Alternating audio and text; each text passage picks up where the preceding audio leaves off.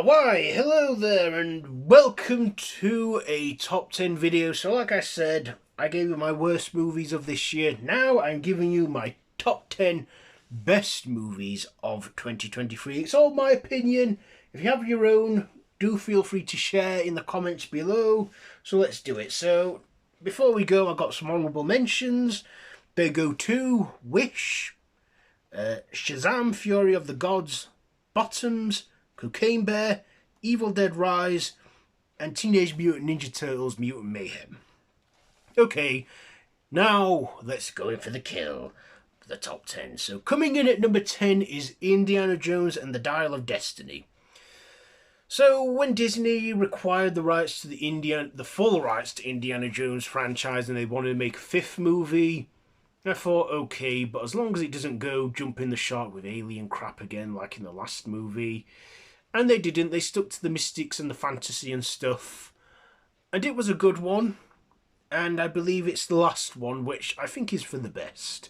This did feel like a cash grab, and come on, Harrison Ford's 80 years old now. There's only so much he can do now, but I do like his enthusiasm, and I do like that we actually got this one to make up for the last one. But we'll never live up to the original trilogy, but was still a good one. Number 9, it is Creed 3. So it was quite the year for, third movie sequels. We got Guardians 3, we'll get to that a bit later.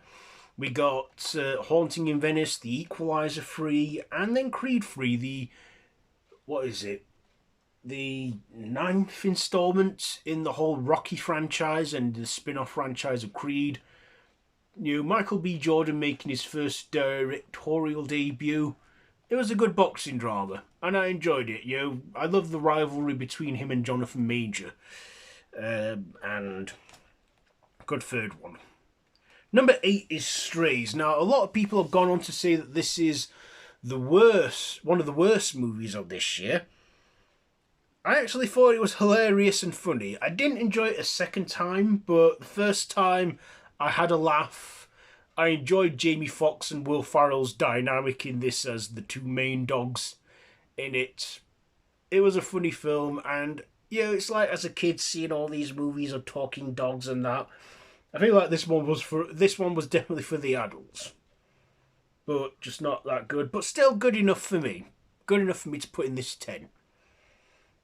So number 7, it is Five Nights at Freddy's. Now, I anticipated this movie. I mean, I've loved the games. This movie, though, I feel was a bit too tame. Like, they could have done more with the scares and the gore, but I guess they wanted to play safe and keep it in the PG-13 rating. But I was happy to finally see an adaptation of this made, and the whole mascots. I mean, yeah, they changed the story up a bit, but I more or less enjoyed watching this one, and I saw it twice. Yes, twice. So number 6, it is Scream 6, the 6th movie in the Scream franchise. So we were surprised and treated to the requel Scream or Scream 5 from last year, which I loved. This one, though, not as good. We didn't have Neve Campbell return as Sidney because that was due to a pay dispute. But still, we got our Gore 4 and Gale Weathers back. We got our Ghostface mystery, like who is it this time, and we worked it out, etc. Yeah, you think 6 movies in, they'd be fresh out by now, but I enjoyed watching it. I did enjoy watching it, and it's one of my favourite horrors of this year. So Scream 6 at number 6. Coming in at number 5, it's another horror which surprises everyone, I think, Megan.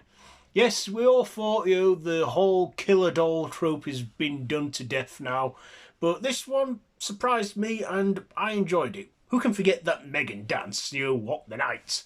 The whole work that went into creating that character was good. I loved Alison Williams. She's gone on to become a favourite actress of mine, I've got to say. And, it was a fun, horror watch.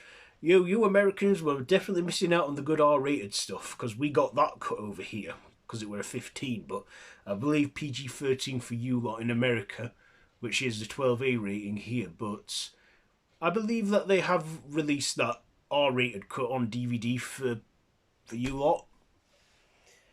Yeah, Megan. Okay, number 4 is John Wick Chapter 4. So, yeah, we got 3 movies, 3 great action-packed movies with John Wick. And, yeah, the 4th movie was in the works. It got delayed due to COVID and stuff, but we finally got to see the final chapter in this. Whether there'll be a 5th one, I don't know. They're doing a prequel TV show, which I am going to watch. I think all the episodes are available now.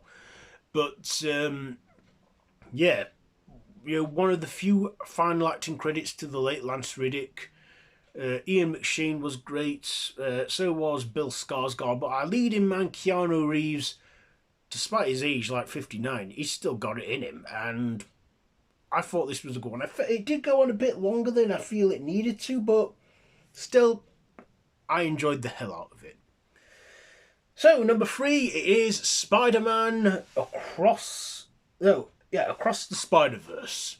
So I knew this was going to be a 2-parter. We all knew that, but then they renamed the 3rd movie Beyond the Spider-Verse, which we've got to come in 2024. This one, people say, was a lot better than Into the Spider-Verse. I actually think Into the Spider-Verse I prefer more. This one, it had a bit glitches and stuff and that. It went on a little longer than it should have done, I feel, but was nonetheless a good animated Spider-Man romp. And I enjoyed watching it. I saw it twice because I loved it that much. I'm probably going to see it again at some point for a 3rd time. Probably before the 3rd and final part of this trilogy comes out with Miles Morales and stuff. Yeah, I enjoyed watching it. It was a great, because it came out on the week of my birthday, so, I was happy to see that.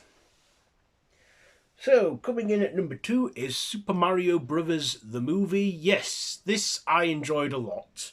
Based on the video game series of the same name, Chris Pratt, Anya Taylor-Joy, Charlie Day, Keegan-Michael Key, Jack Black all had a great voice cast and a great story and great call-outs, great references to the original games and the Super Mario Bros. Super Show. It was just fun for me, and I could not get enough of it, and I enjoyed watching it. And also, Jack Black got a song out of it, Peaches. That peaches, peaches, peaches, peaches, peaches, peaches, peaches, peaches, peaches, peaches, I love you. Oh, yeah. He actually, I think that went on to be sold as a record. And, yeah. So, Super Mario Bros. 2. Now, number 1, what is it? It is, of course, Guardians of the Galaxy Volume 3. Now, a lot of you may not agree with me on this. I feel that Marvel Studios haven't fully recaptured the magic since after Endgame. They had a few good hits with Spider-Man, the Tom Holland ones, like, No Way Home and, Far From Home and that. But Phase 5 hasn't got off to the best start. I liked Ant-Man and the Wasp Quantumania, but I just didn't seem to really like it much the second time. I feel that was too caked in CGI and stuff with the Quantum Realm. The Marvels was alright. I enjoyed watching that, and like I say, I liked it. But definitely the best MCU movie of this year, to me, in my opinion, is this one. Guardians of the Galaxy Volume 3. It was 2.5 hours long, but those 2.5 hours just flew by. The soundtrack, spot on. The Christmas special we got last Christmas, I loved as well, getting us ready for that. The whole family of misfits getting together one last time for James Gunn's final movie in this cinematic universe. I'm glad they got him back to finish this movie, because it just would not have been the same. And was it worth the wait for it, even though it got delayed? Yeah, I would say it was. I really loved it. Yeah, I laughed, I cried, I totally lost my cool. I loved the cameos, I loved the gang. Just, one of the best of this year, which I enjoyed watching. So there you go. There is my top 10 best movies of 2024. I do have another one coming. It'll be on TV shows of this year. So, be sure to tune in for that when I get around to doing that one. So, yeah. Do you agree with this list? Let me know down in the comments below. If you like this video, be sure to give it a big thumbs up, share with your friends, and feel free to subscribe to the channel if you haven't already, and to hit that notification bell. I've been Random Russ, and this has been, as I've said already, Top 10. So until next time, I bid you all a goodbye, friends, goodbye.